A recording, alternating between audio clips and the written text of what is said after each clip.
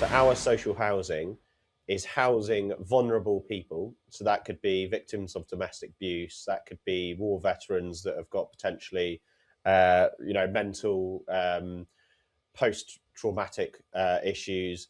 We actually housed a UK heavyweight boxer who obviously had a bit of brain dysfunction, some sort of onset dementia or whatever. So our housing is there to pick up the slack for people that need housing in between a stopgap that's funded via universal credit at £218 per week per unit in South London, which I think is actually quite reasonable for the taxpayer, that is. Just quickly, just to caveat, I don't think all benefits are bad at all. I think there's that people desperately need and they need support, and I think we should support them. But I think it's people taking advantage of those support Completely streams. agree. Completely agree. That's where I believe it's just got out of hand. Who needs support or not? Our portfolio is leased to a registered housing association. That housing association houses these people. We're the landlords, and beyond our mortgages, there's like 10% gross margin, not even net. So a fine margin of what we pay our mortgage company, and then what we're the free market. So we've gone out there, sourced the stock, purpose it for its catered use, created quite a sustainable business model for a cost of the taxpayer and actually helping the public, and lease those buildings out. Now, there was an article which Ben sent to me, which is Steve Reed, who's the local government secretary, is clamping down on people like us from profiteering from that stock, but he's not attacking the hotels of temporary accommodation, of asylum seeking. So it's almost like what I'm getting at is exactly to completely agree with what you're saying, Stu, is they are actually clamping down on that profiteering and gap, but they're targeting the wrong people that are doing it. The people that they're targeting are making very fine margins and actually building a very good facility in the sector to help people. The list of people that need housing in South London is ridiculous. Like, even if we 1,000x the supply, we still wouldn't hit demand. But then you've got, on the other hand, the taxpayer paying £100 per night for the asylum seeking hotels, including food, bed, whatever it may be.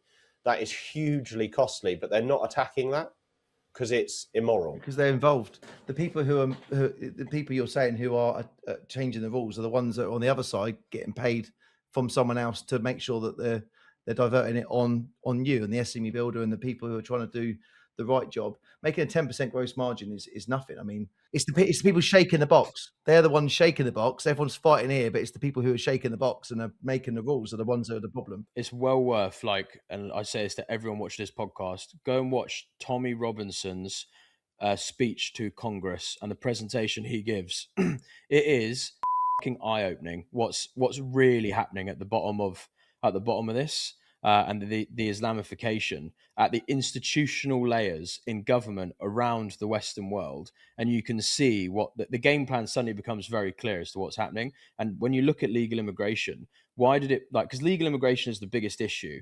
Now, also illegal immigration. The thing about illegal immigration is they can come in with no passports, no documentation. We have no idea who they are. We already have 40,000 terrorists on the terrorist watch list who are Islamic in our country.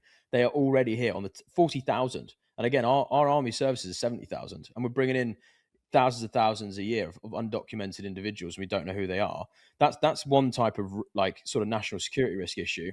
On the legal immigration side, where the numbers are much bigger, like nearly 1 million a year under the Boris wave, how they did that was what they did is redacted what it meant to be a legal immigrant to come here for work and contribute to our economy. It was engineers, it was doctors, it was people who had qualifications. We partnered with India, we partnered with strategic locations around the world where they had a surplus of certain professionals that we needed, and vice versa. But then what they did is they lowered that barrier to entry to a point now where you could basically be anyone.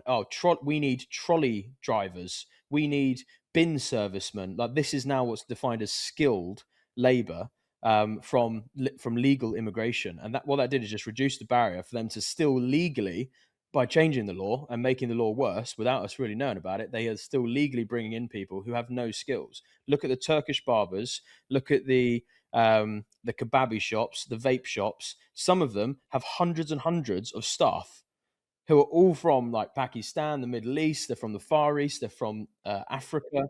Have you just read out your last 5 transactions on your bank statement, Rye? No. I did buy from a local vape Barber shop. shop, kebab shop, vape shop. He's a That geezer, sounds like a right? good night out for you.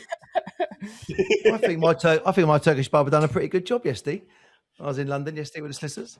When you look at the people that because these are the guys, it's those key people, those key employments in different towns all across the country, where in some towns they have hundreds of barbershops, like Turkish barbershops, and there's people who've ran the maths on it. There's really interesting videos you can go and watch, and GB News and journalists going into these barbershops and going, you have this many employees, there's this many in this town, there's only this many men that need this many haircuts. There's about 10x the amount of hairdressers that there are the amount of potential demand in this area.